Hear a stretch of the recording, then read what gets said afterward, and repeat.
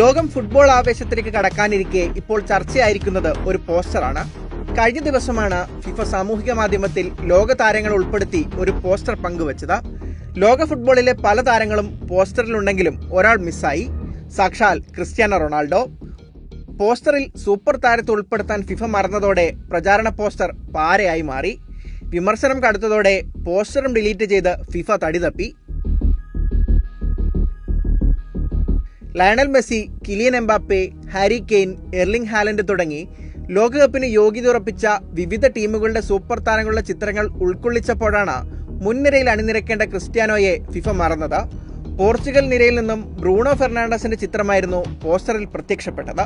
ഇതോടെ പോർച്ചുഗലിലെ മാത്രമല്ല ഫുട്ബോൾ ലോകത്തെ ആരാധകരാകെ പ്രതികരിച്ചു തുടങ്ങി.